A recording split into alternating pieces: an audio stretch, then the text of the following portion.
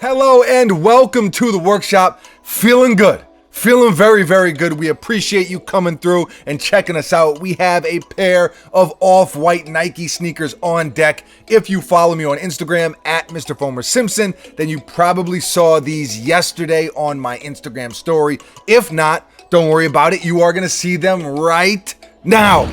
Bang, bang. The off-white Nike Terra Kiger 5 in electric green.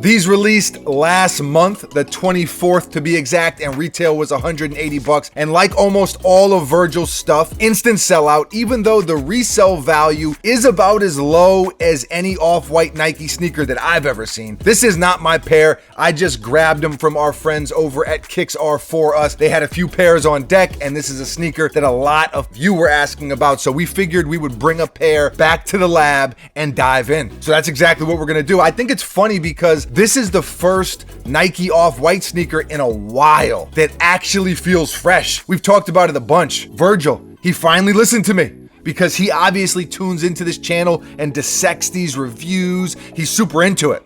I'm just kidding. I know someone's gonna be in the comments like, Virgil doesn't watch the videos, you idiot. Okay, it's true. But I have mentioned a bunch of times, as much as I love Virgil's work, I think what he did with the 10 is the best sneaker collaboration to date when you think about the impact that it had.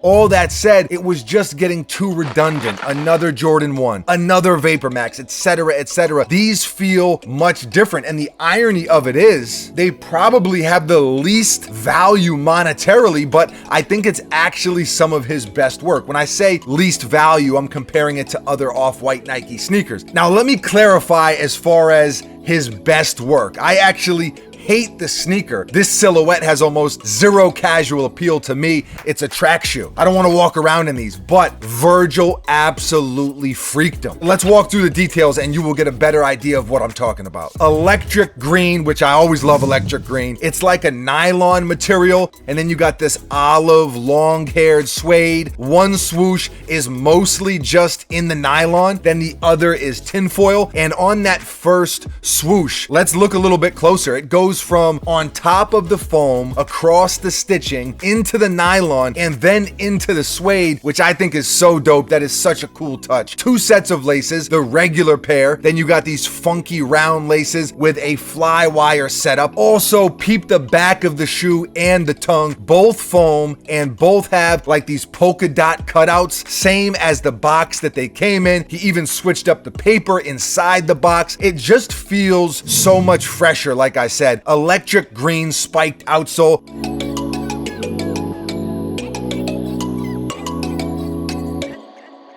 And I really like the sloppy blue trim around the edges, kind of staying true to that DIY type of style that Virgil has been giving us, but again, in a new, fresh way. I just think he did a great job with these. I'm not gonna wear sneakers with spikes on them personally, but the details and the design cues on this sneaker are insane. I'm sure these spikes would wear off, by the way, after a few wears if you actually rock them, but even without the spikes, the shape of the shoe isn't my favorite. One thing for me, and something that I really appreciate about collaborations, is when the collaborator doesn't use an already hyped up sneaker. Like, of course, a Jordan 1, an Air Max 90. Those are classics, those are easy, but to take a sneaker no one does like and just absolutely freak it, it's way more difficult, obviously, and I appreciate it a lot more. What are your thoughts on these? They definitely do not suck in my opinion. I think it's one of the better executions this year. Like I said, I just don't care for the overall shape, spikes, etc. If I was gonna sprint on a track, sign me up for these. But even though I'm not gonna wear them, I still really appreciate them. I still really dig them in a whole nother sense. It's weird. I guess the best way to describe it for me is this feels like art to me. This really feels like art. You know, we hear that a lot. Oh, sneakers are art. It's a way to express yourself, etc.